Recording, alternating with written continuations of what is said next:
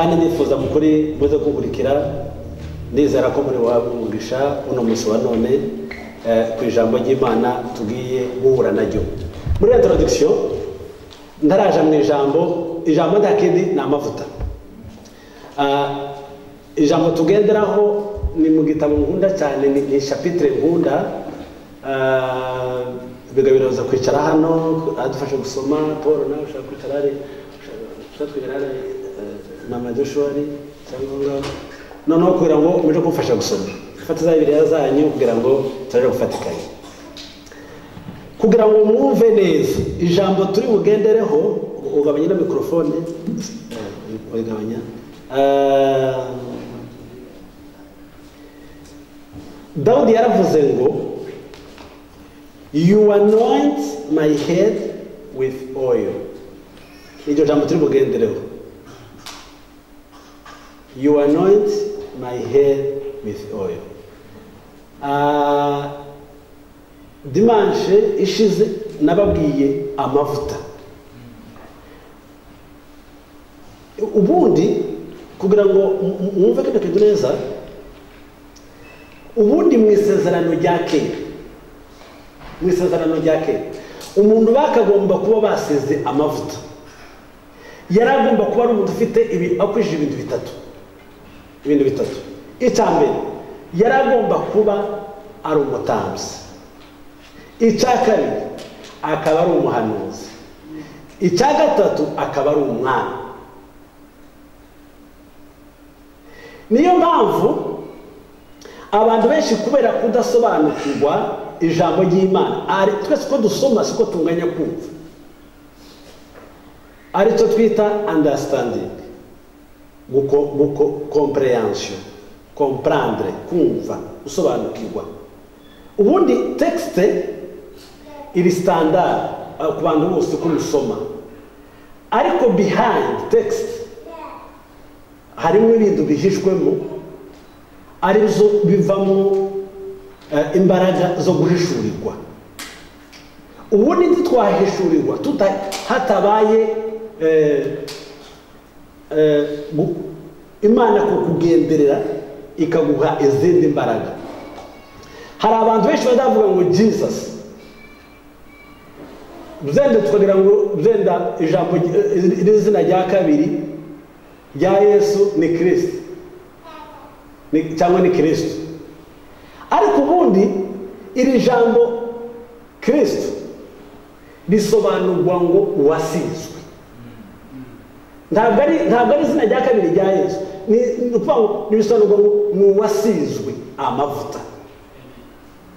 Rero kugira ngo twumve dusigwa amavuta akwiye, ndagaruka ku muntu witwa Dawudi yasizwe amavuta n'umuhanuzi witwa Samweli.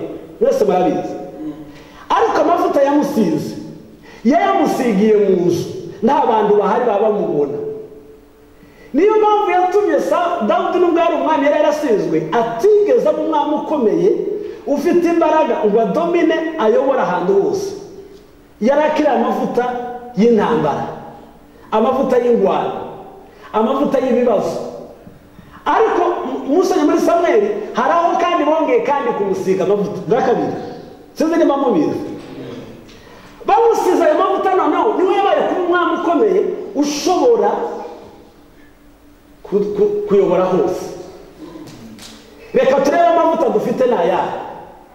Zenda turashobora kuba tugifite amavuta yo gupanga muri sale y'abandi. Turashobora kuba tugifite amavuta yo gukangwa n'ubudayimoni buto bwa hano tugatsinda.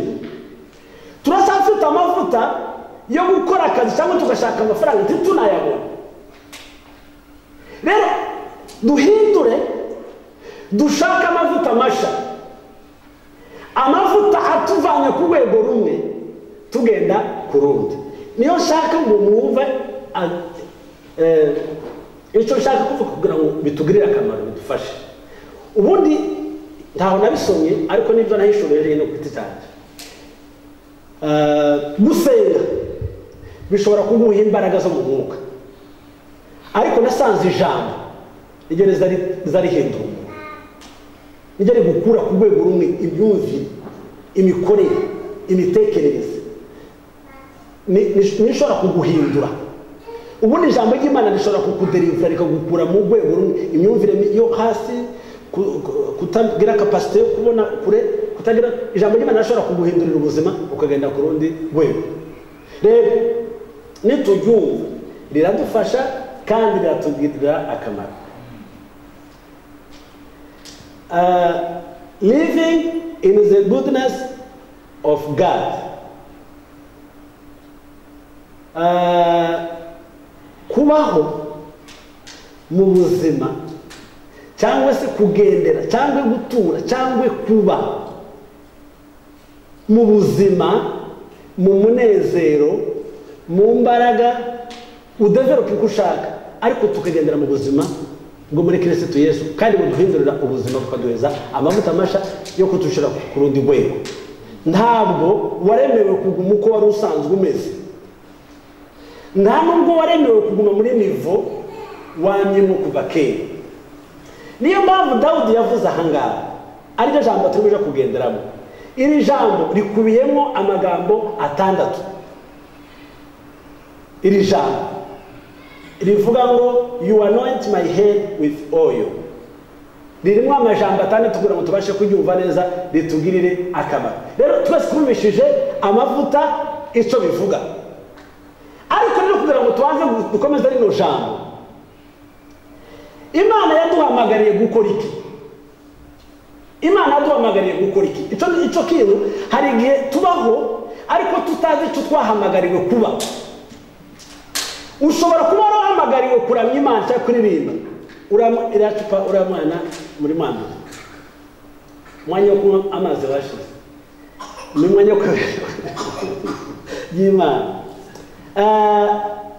Wahamagariwe gukora iki? Wahamagariwe kuba iki? Hari igihe buriya tuba mu rusengero, buri muntu wese afite icyo yasigiwe kuba, ariko ikibazo ni uko icyo wasigiwe kuba utabaco.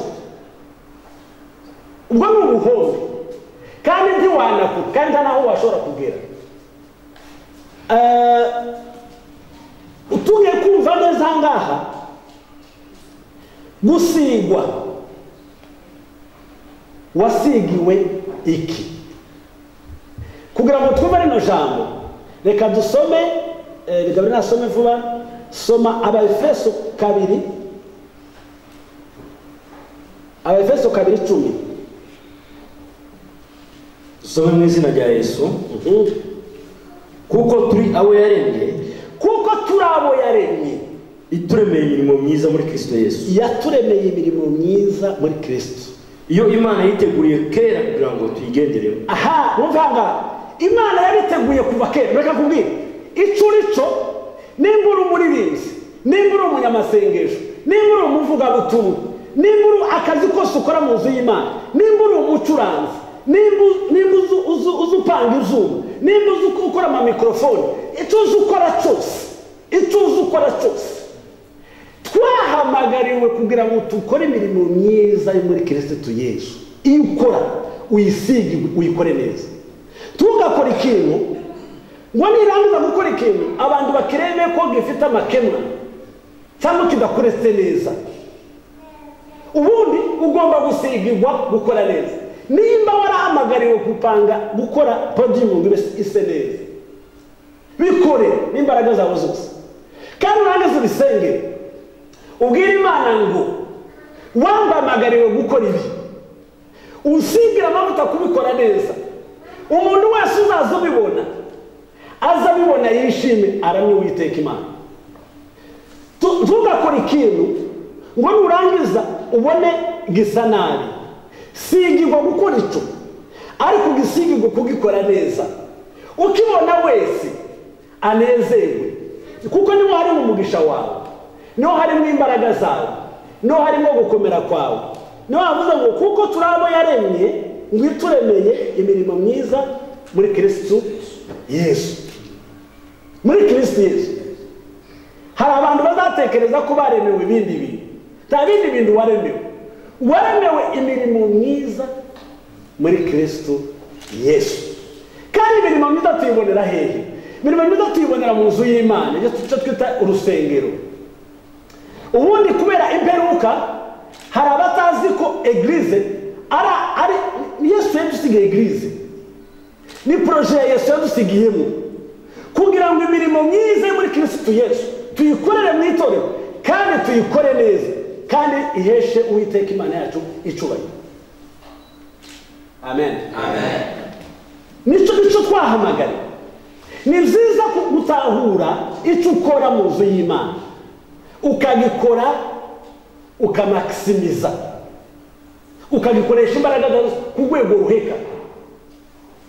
Tukabikore usa nko kwikiza, tukabikore usa nkaho uhawe utakaza umwanya, tukabikore gusa nkaho uri oya, bikore kugira uri kubikora uba uramya Imana. Tufate nk'uko Muvunyi karafata video, nabikore nk'uko naje ndikubwiriza. Erega uri kubwiriza hano ndarenze umuntu uri gufata kamera y'ingiyi, kuko ubutumwa mbamvuga jewe nukuvuga ko Muvunyi atamfashe burahagarukana muri no sala, ariko nasohoka hanze akaburansa hanze burashika ku bantu benshi mwibaza ko ari jazo uvuze kumurusha. No, ariko icizi tukora gikore kubera ko ariyo mirimo waremewe, nico waremewe muri Kristo Yesu gukora, ariko gikore uheshe Imana icubahiro. Nibaza ko verse ari yarande. Amen. Amen. Urumva hano aravuga ngo harabasi muhabagusigwa n'Imana, hari abandi basigwa n'abantu. Mwese muzamubibona, murabizi ko abantu bagendana amacupa ngo namavuta akuye muri Yerusalemu, namavuta yo mugisha, ngo namavuta murabizi ko bazabikora abantu, sibyo se? Biriya ni byiza kandi biremewe, ariko biri niyo bogusiga iriya ni symbol y'ikintu kelkonke bakwifurije, baguhanuriye, bashaka kuba, iyo ni symbol. Ariko nje ko nashaka kubabwira gusigwa kukuri usizwe n'Imana, kuko amavuta usigwa n'Imana ntiyavaho kandi aragaragara kuko afite manifestation z'imbaraga z'umwuka wera. Ubundi amavuta iyo tuyasizwe hariho amavuta amanura presence y'Imana, hariho amavuta y'umugisha, hariho amavuta y'imbaraga, hariho amavuta yo gukira, hariho amavuta y'umunezero, y'ibyishimo, hariho amavuta yo kugira ngo ubashe kugira ishwa icyo utora cyiza kikubereka kikugirira akamaro. Amen. Amen. Aya mavuta rero hari amavuta y'ibyishimo abantu gusa bakubonye uhagaze imbere yabo ufashe mikrofone bakuzura umwuka w'Imana, nuko warabisigiye. Abantu babona ko akazi kose uri gukora, mbabwiye imirimo yose dukora y'Imana tugomba gushaka uko tuyisigirwa kugira ngo igire agaciro, igire icyo ihindura, igire icyo ifasha mu bantu.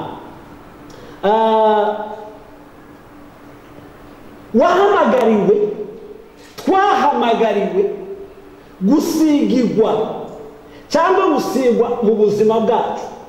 Nababwiye ko rino jambo muri Zaburi hasome Paul Psalm 23:5 niyo jambo turi buvugaho turaridevelopa gusa.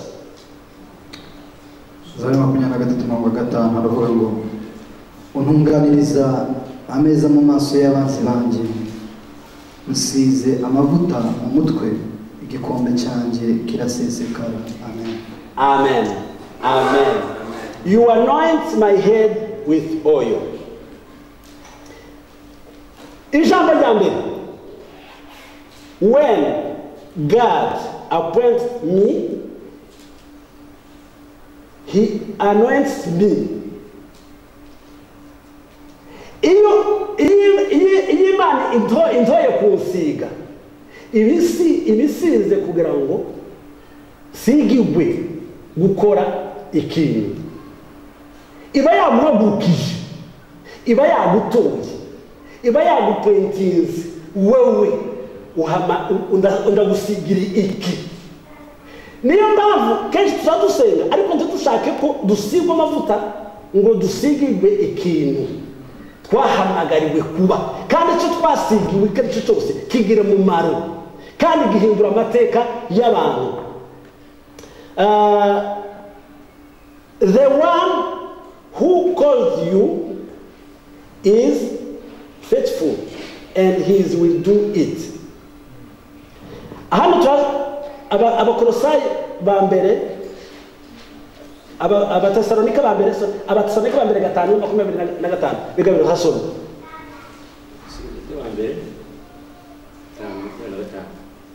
Uwamuhamagaye ni wo kwizera. Reka ngure icyo ukora, icyo wahawe, icyo wagabiwe, icyo wahamagariwe, wahabonye soma Paul wahabonye Abatesalonika ba mbere 5:24 nawe ureba Actes des Apôtres 1:8 aravuga ngo ibahamagara niyo kwizera no kubikora izabikora. Aha, iyo bahamagaye nababwiye ngo prayer yanyu yaguhamagaye ni prayer mbere. When God points me, he will do it. Iyo yaguhamagaye ngo no kubikora izabikora, no kubikora izabikora. Donc ikindi tugomba gutahura tukacyumva, iyo niyo kwizerwa yaduhamagariye gukora iki. Niyo mpamvu tudashobora kugira ubwoba kubera yuko tuzeke neza aduhamagaye. Tubagira ubwoba uzi ko yaguhamagaye, yanabigusigiye, yabikugabiye. Niyo uzaba bimeze gute uzuvuga ngo iyampamagaye niyo kwizera, ngo no kubikora izabikora. Actes des Apôtres chapitre 1 verset 8 aravuga ngo icyakora muzahabwa imbaraga umwuka wera n'abamanukira, kandi muzaba abagabo bo kumpamya i Yerusalemu n'i Yuda yose n'i Samariya kugeza ku mpera y'isi. Icyakora muzahabwa imbaraga umwuka wera n'abamanukira. Niyo mpamvu iyo tuvuga ngo muze dusenge dusabe imbaraga z'Imana, hano twatangiye gusenga kare baratubwira ngo dusenge batukangurira gusenga. Buriya ni ukubwira ngo duhamagare imbaraga z'Imana zimanuke muri twe. Yesu yarabizi neza abwira intumwa ziwe, yarababwiye ngo nubwo mbana nawe, ngendana nawe, niriranywa nawe, jana nawe, mutarakira umwuka we w'ukuri ushobora kubahindura, mumenye yuko mutarishuwa y'ibyo mubaho. Kandi ikizobakanga cyose muzahunga, muzagira ubwoba, muzatinya, kubera yuko batagize gute, batasizwe. Twebwe ubu gusigwa kwacu turasigwa mu buryo bwo mu mwuka wera. Buriya mabwire timukazihere, niyo wamenya kuvuga, niyo wamenya kuririmba, niyo wamenya kwiga ko banyabaki, iyo utasenze umwuka w'Imana amanuke muri wowe agusigire gukora icyo kintu, uzamenye ko utazigera umugisha ku bantu. Amavuta rero niyo yangombwa kugira ngo tubashe gukora umurimo w'Imana neza. Amen. Icyakora muzahabwa imbaraga umwuka wera n'abamanukira. Icyakora muzahabwa imbaraga umwuka wera n'abamanukira. Amen. Okay, rekera utacha. Okay. Ijambo rya kabiri haravuga ngo God's anointing makes me a better person. Iyo wasizwe ubu muntu muzima ubumuntu mwiza. Hari igihe buriya tuza tubana n'abantu tugakora n'abantu imirimo y'Imana, twamara tukavuga ngo kuri muntu kwaza agora, ariko uriya muntu Bibiliya iravuga ngo nta kindi cyotuma tuba beza nuko twasigirwa icyo dukora, kuko iyo wasiga icyo ukora ubera abandi bantu umugisha. Twahamagariwe kuba abantu beza, kandi abantu beza babera abandi bantu umugisha. Reka tubirebe hano mu ijambo ry'Imana muri Samweli wa mbere.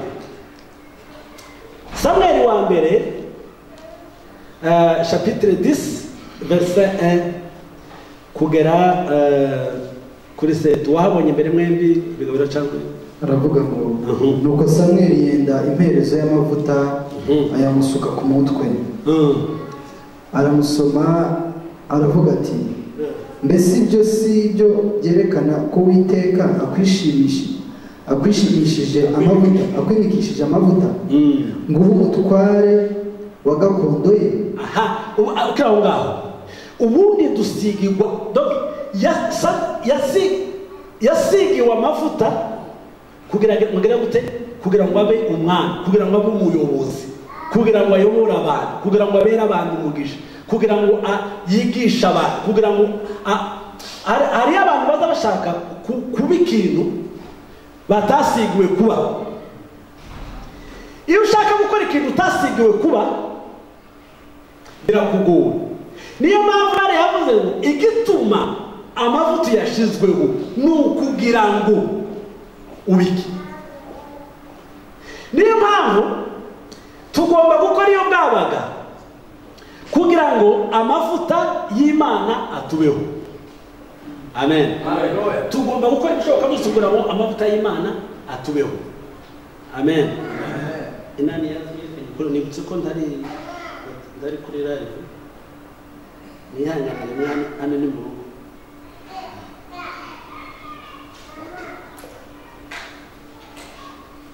Mfite esprit yo gufunga konti nihangane maze gufunga.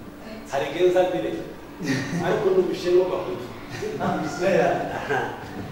Ikiba cyaje mugomba kubikora. Ubu nasigaye gushyiraho amabuto. Amen.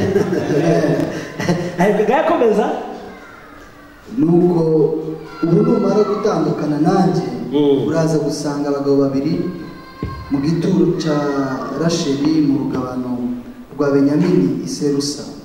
Barakubwira bati indogobe wari ugiye gushaka zarabonetse, kandi noneho so ntagihangayitse umutima w'indogobe. Ubu yasigiwe kugira gute? Yasigiwe guhanura.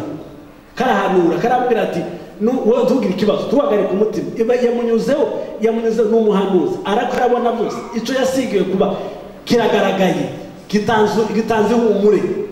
Iyo twasizwe n'Imana dutanga ihumure. Iyo twasizwe n'Imana duhindura amateka. Iyo twasizwe n'Imana aho turi hose hari amateka agomba guhinduka, hari igisha kigomba gukoreka, hari imbaraga zigomba guhindura amateka yacu. Nicyo niyo mpamvu hari igihe twitoga tukavuga ngo ko bitabigenda gutya, ahubwo ikibura ni amavuta. Twasigiwe kubiki, twasigiwe gukora iki? Niki twasigiwe kuba kuko icyo wasigiwe byanga bikunze. Dore yareka atambuka agenda n'amati uhagaritse umutima, ariko tugira ikibazo ibyo wawe ushaka byabonetse. Niyo mpamvu iyo duhuye n'umuntu wasizwe, zakunda gukoresha umuririmbyi cyane kubera nibwo nakuriyemo, nubwo ntari umuririmbyi ariko niyo murimo nakuze nkora. Ni ukuvuga ngo iyo ufashe mikoro ukaririmba imitwaro ivamo. Biravuga ngo Pawulo na Sila bageze bararirimbye, ntabwo babwirije, bararirimbye gusa.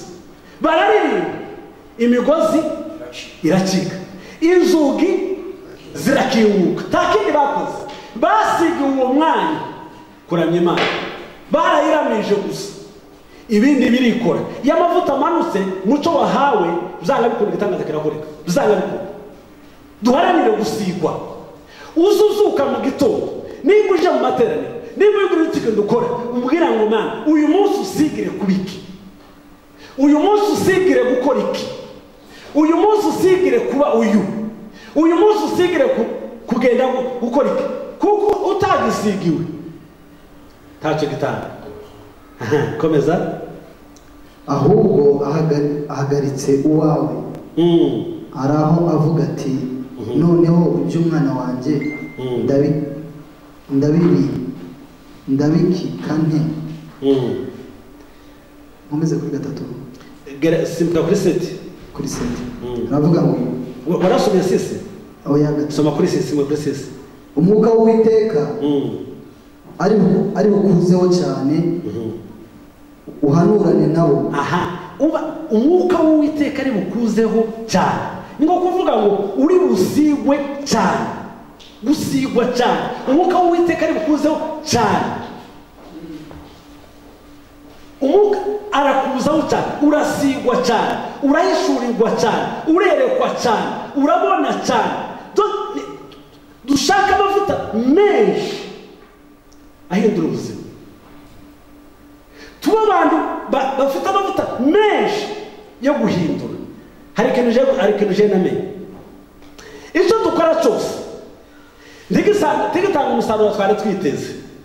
si uko ari Imana iba yananiwe, kandi nawe ntabwo uba wananiwe, ahubwo harabura amavuta yo kugira ngo usigirwe, kugira ngo icyo kintu nukigendamo gikunde, kandi gikunde biri very easy, bitakuremereye, bitari compliqué, bitaguteje ikibazo, zoroshye. kubera iki? kubera ko umwuka w'Uwiteka yakujeho cyane. uhereko uhinduka uba umuntu mushya, uhereko uhinduka uba umuntu mushya. kuri 7 kandi ibimenyetso nibigusohoraho ugenze uko bikwiriye, kuko Imana iri kumwe nawe. Amen. kuko Imana iri kumwe nawe. Burya amavuta iyo yasesekaye ahantu, amavuta iyo yamanutse ahantu, amavuta iyo ahaye akora ahantu, n'ibimenyetso biragaragara. tugende kuri po ya 3. nababwe ngo iyi verse you anoint my head with oil, kuri 5 igizwe n'ibintu 6. ku cya 3 haravuga ngo wasigiwe kugira ngo ibintu bigoye bihinduke ibyoroshye. wasigiwe kugira ngo ibintu bigoye bihinduke ibyoroshye. ubu ngubu twaje hano gukorera Imana kugira ngo bizananiranye, kugira ngo ibintu bidashoboka bishoboke. ubundi ntabwo turi hano kuba dukora ibintu byoroshye, ahubwo twahamagariwe kugira ngo hajya hari ibikomeye tugasigirwa amavuta kubigira ibintu biri very very very easy, kubera yuko twasigiwe ayo mavuta kugira ngo Uwiteka agire icyo akora. Abaefeso, igabiro soma Abaefeso, Efesiens chapitre 3 verset 16. aravuga ngo abahe kuko ubutunzi bw'ubwiza bwe bukomezwa cyane mu mitima yabo bw'umwuka we. Amen. hano mu muco aravuga ngo from his unlimited resources God will give you might and strength through Holy Spirit. ni ukuvuga ngo waravuze gutanga wowe, aravuga ngo abahe kuko ubutunzi bw'ubwiza bwe. abahe ni ukuvuga ngo Imana ibyo yatugabiye cyangwa se ibyo yaduhaye ubutunzi butagira akagero. ntabwo Imana yaduhaye ibintu byo gushakisha k'ibitabaho.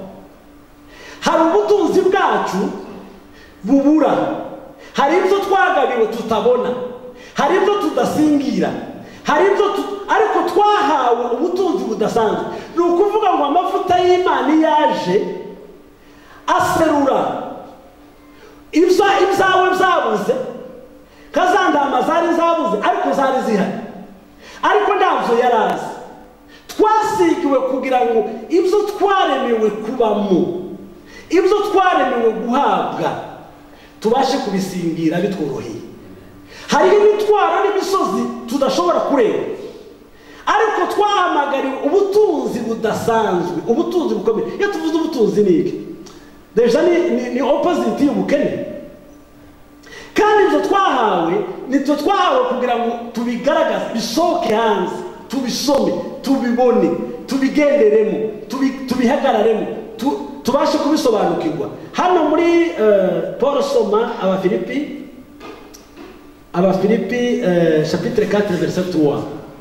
Abafilipi haravuga ngo kandi nawe uwo dufatanije uwo murimo by'ukuri ndakwinginze ujye ufasha abo bagore kuko bakoranaga nanjye.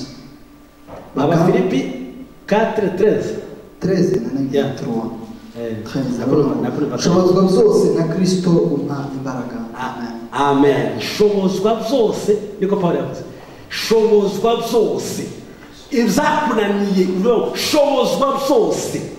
Hano mu cyongereza aravuga ngo I can do everything with the help of Christ who gives me the strength I need. Urumva? Shobozwa byose na Kristo umpa imbaraga. Niwe nababwiye uyu Kristo tuvuga ntabwo ari izina rya kabiri rya Yesu, ni uwasizwe. Yesu ni uwasizwe. Iyo tuvuze Kristo biba bivuga ngo uwasizwe. Aha ngaha ni muri Nouveau Testament. Iyo tugiye aha ni mu Kigiriki niyo yitwa Kristo, ariko iyo tugiye mu Giheburayo yitwa Masiya muri Ancien Testament, muri Hebrew language. Nshatse kuvuga ikanga, iyo tuvuze ngo Kristo ni uwasizwe, Masiya ni uwasizwe. Natagenda mbere ngo uwasizwe agomba kuba kwije ibintu bitatu. Iyo tuba twarasizwe, wari wigera ubona he umuhanuzi, umwami, umutanzi? Niba turi abatanzi b'ukuri tukaba twarabisigiwe, ayo mavuta y'ubutanzi ntakinege mushobora kuyahagarara imbere. Muri iyi ndwara imbere bikanatunaniza nuko tutaba twarabisigiwe.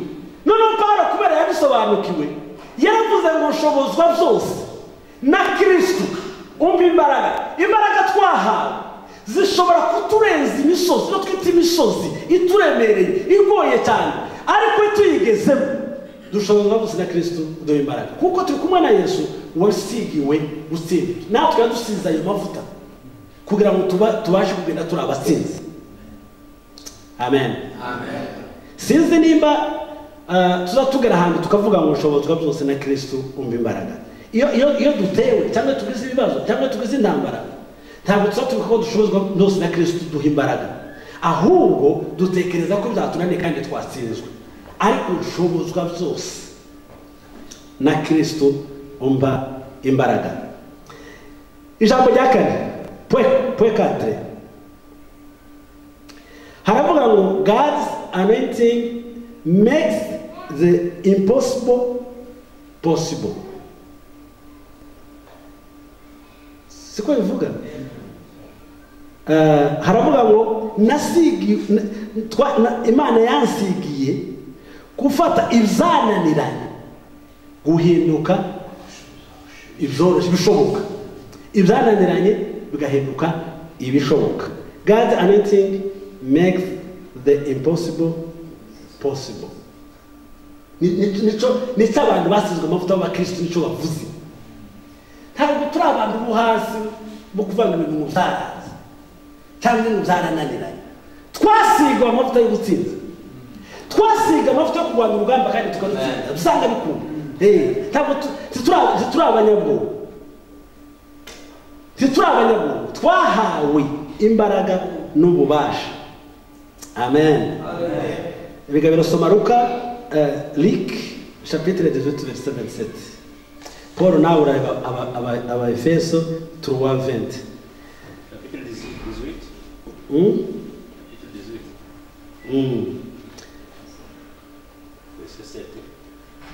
27 18 aravuga ngo arabasubiza ati 27 ibidashobokera abantu bishobokera Imana. Amen. aha ibidashobokera abantu bya bintu ubona bidakunda byananiranye ngo Imana yategeze gute ibiri impossible to possible. Nitwe twabihawe, nitwe twabisigiwe, niwe wabisigiwe, niwe wabihawe, niwe wabigabiwe. Turi abantu, ikibazo nuko tutazi icyo twasigiwe kubacu. Ntabwo turi abantu ibyananiranye muri desert amazi araza. Tuzanga bikunda. Nico amavuta avuga. Amavuta n'amavuta Imana dusiga amavuta y'uruganda kandi kayadusigira gusiga. Ntabwo dutsindwa. Ni baravuga ko ndakora Imana ati dutsindwa turakomeye. Uzikiza kibabaza nuko byo tutwirira buryo ariko tutatuzemera. Ariko tuvuze ngo dutsindwa. Twamara tugobora n'ikibazo twakubitana hanze twahita tuvuga ngo turatsinzwe. Tuba twivuguruje. Ntidutsindwa turakomeye. Ariko dukomejwe n'iki yuko twasigiye gutsinda. Amen. Amen. You anoint my head with oil. Wigikombe canje kiraseseka. Numva imbaraga zanje ziraseseka. Ubutsinzi bwanje buraseseka. Gukomera kwanje kuraseseka.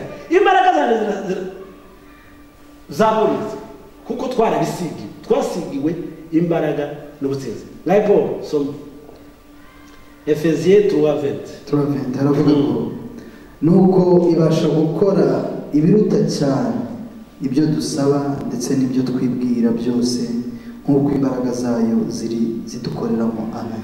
Amen. Amen. Amen. Amen.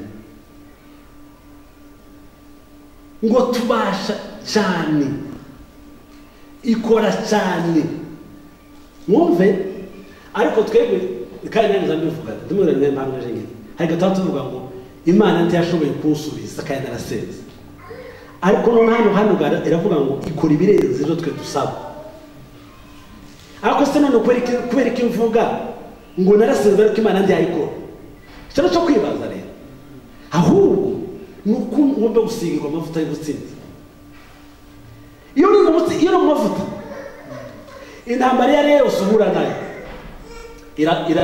nta bubashigira kuko twasigiwe gutsinda twasigiwe imbaraga twasigiwe ngo ibasha gukora cyane ibasha gukora cyane ngo ibirenze ibyo twebwe tuba twasabye ubutsinzi imbaraga ipo ya gatanu kubera ko amasaha yacu ari kurangira ipo ya gatanu kugira ngo turangize rino somo ipo ya gatanu God anoints me like to bless others. Wasigiwe umugisha kandi umugisha nawe ukabera abandi umugisha. Uriya ntabwo Imana yaguhaye umugisha ngo uzibuhe ujye umererwe neza. Imana yaduhaye umugisha kugira ngo duhere abandi umugisha.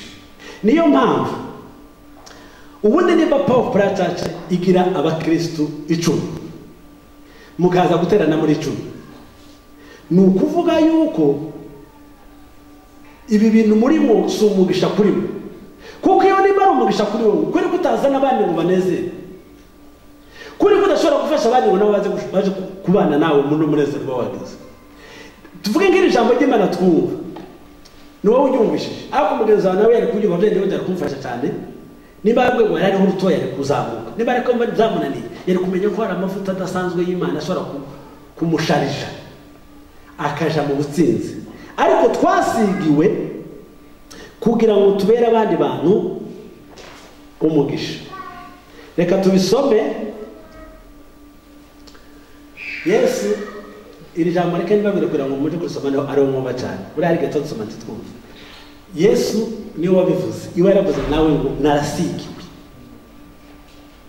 ariko muri ni verse ni Esaya 61 uje kwitegura usome Esaya 61 rimwe kabiri gatatu yaravuze gute yaravuze ngo amavuta nasigiwe niko Yesu yahise avuga. Niyo disikuru ya mbere Yesu yasomye yaravuze ngo yasigiwe ibintu bitandatu z'imibabaro y'abantu, payini z'abantu, uburibwe bw'abantu, uburemere bw'abantu. Yaravuze ngo yarasizwe, ariko nasigiwe ibintu bitandatu. Baje kusoma ngaho ngo kugira ngo amavuta nahawe abideturize, abirangiza bikureho.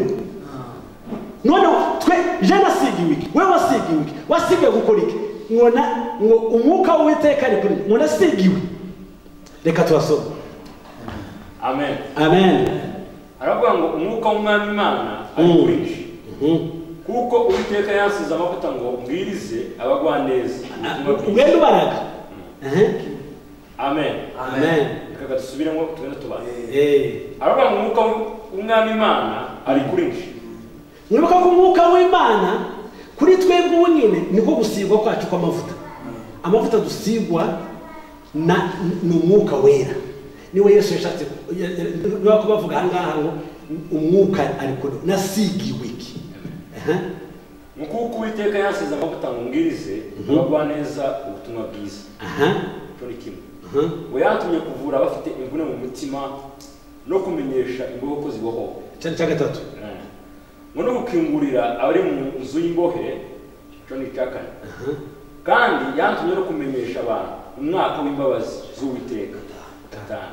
N'umunsi Imana yacu izahoramo inzigo no guhoza abarira bose. Amen. Amen.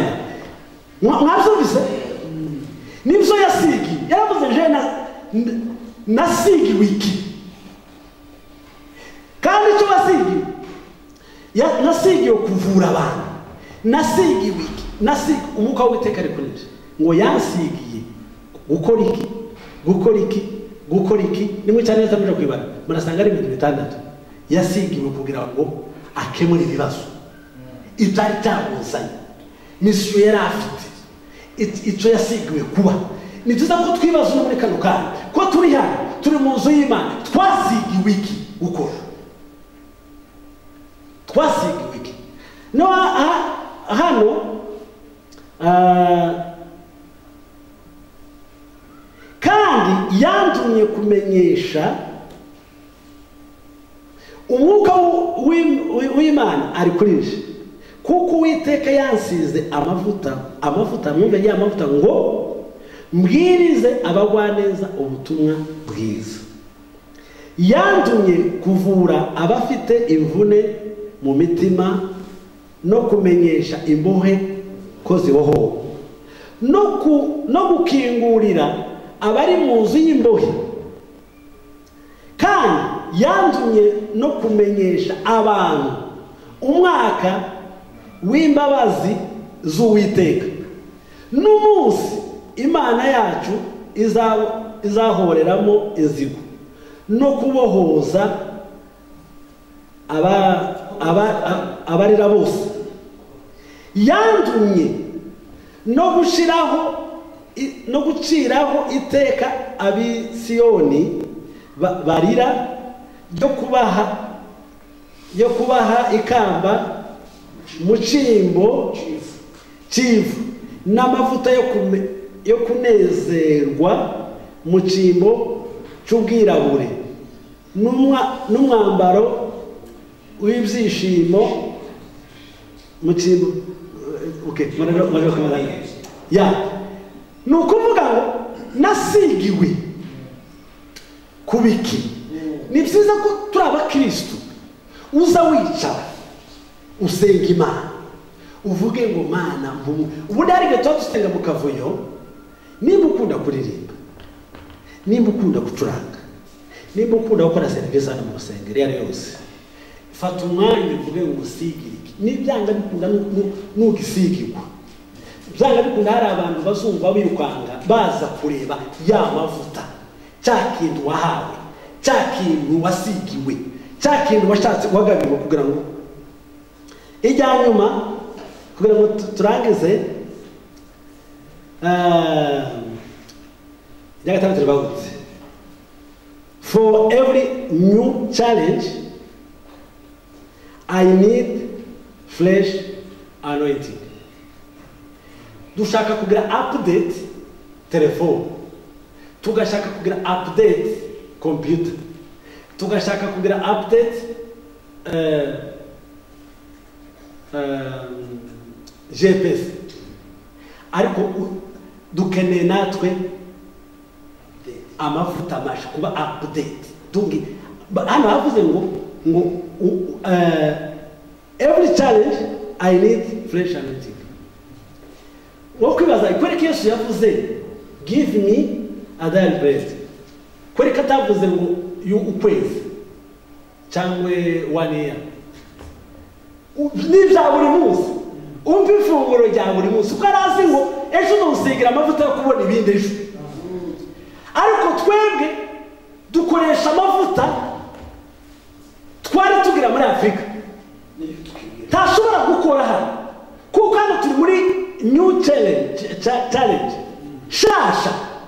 Ntabwo umbe amavuta masha yo kurenga hano wanyu, umbe amavuta masha y'iki kindu gishaka kidahuye n'aya mavuta. Niyo mpamvu tugomba kuba update mu mavuta masha y'ikibazo duhura nacyo gisha. Niba ushaka ntabwo tuzatuma dusenga ngo Mana ngo abanye nanje, wamenye abanye nawe wabuze ibiryo, none se umenye n'ibyo wabuze. Erega ufite amavuta masha yo kurwana n'imbaraga z'umuntu wahaze, ariko ufite ibindi bibazo akeneye.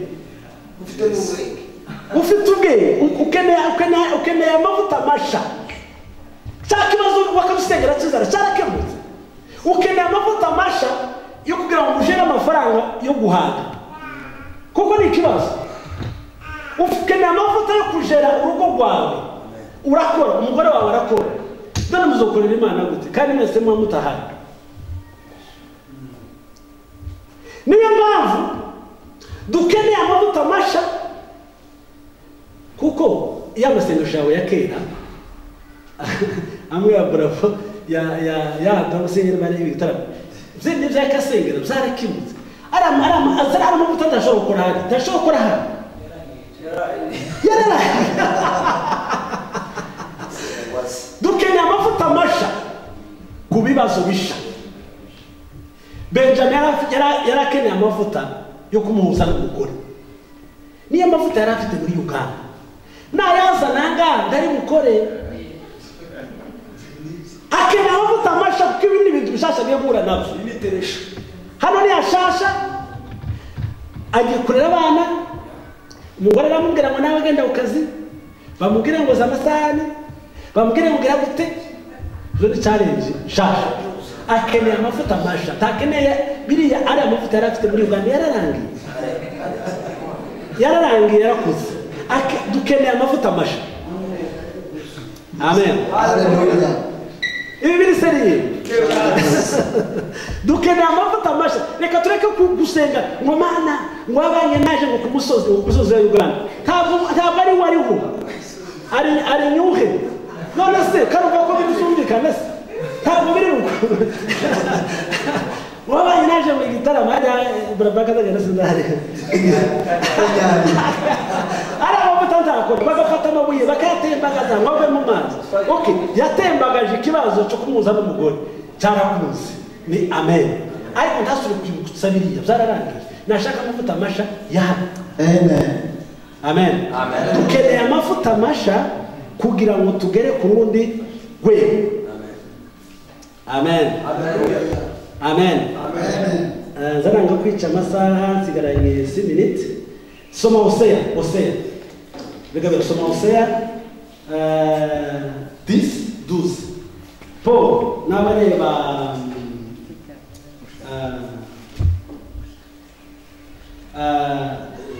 James Yakobo 4D. Bigabira mwana fakundi usoma nawe. Psaume 84 verset 11. Hosea. Mwibibire mukurikiza ukiranuka.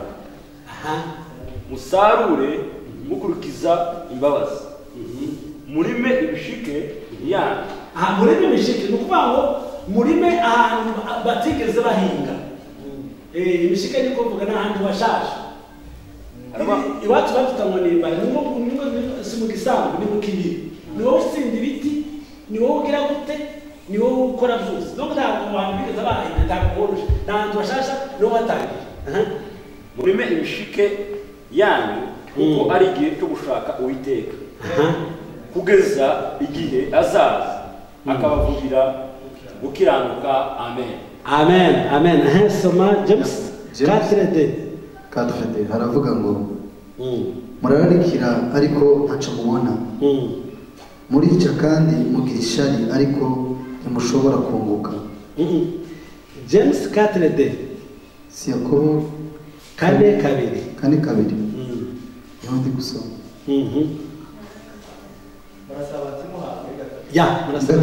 Murasaba ntimuhabwe kuko musaba nabi, mushaka kubyayisha irari ryanyu ribi.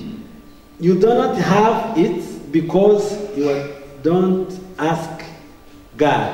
Ntimwabonye kubera yuko mutasabye. Shatse kuvuga ikanga. Shatse kuvuga ngo ni bya bindi twasengera kera tuba tujya gupuratika hano kandi hadahuye ndavuga ngo mushaka amavuta masha ajanye n'ahantu hashasha hatandukanye n'ubuzima muri saba amavuta masha.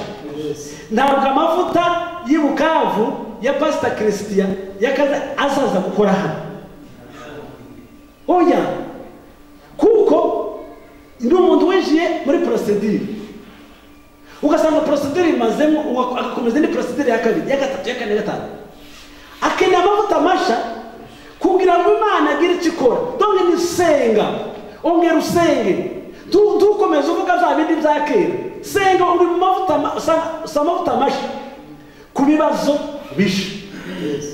Amavuta ashobora kugwana niyo situation.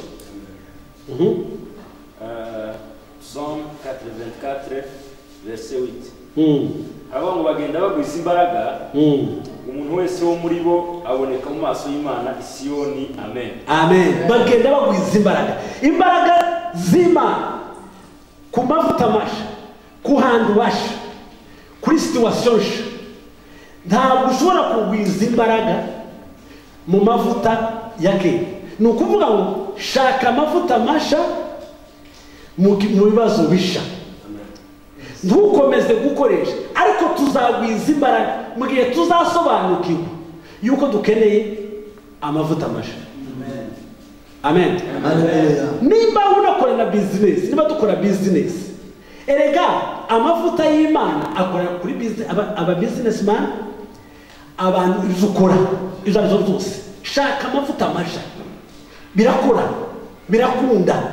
Uvuge ngo nimba ndiko ncuruza nkeneye amavuta masha, nimba ndiko gurika nkeneye amavuta masha. Abantu baranga bafite des petites entreprises ni mushaka amavuta masha kugira ngo ndimukorere muri company za mwahawe abakiriya na company nkuru. None wowe wenyine wishakira abakiriya bawe ukeneye amavuta masha kugira ngo amateka yawe ahinduke. Ukeneye amavuta masha kugira ngo situation zawe zihinduke. Reka ndangenge ku muntu witwa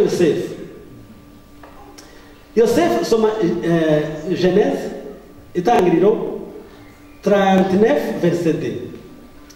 Ahangaha yarakeneye amavuta masha kugira ngo aho yarari Uwiteka kuri imirimo idasanzwe. Aravuga ngo Uwiteka aba kumwe na Yosefu agira ukuboko kwiza. Agira ukuboko kwiza. Buriya nta kintu cyiza buriya ari gihe ugenda ugasanga imiryango irafunguye. Wagira ngo ugende ugasanga amaboko arafunze. Wagira ngo ugende ugasanga inda irafunze. Ariko bikeneye amavuta masha kugira ngo ubone amaboko masha. Ubona amavuta ashobora kugukingurira umuryango aho umuryango ufunze. Dukeneye amavuta masha dufungurira imiryango.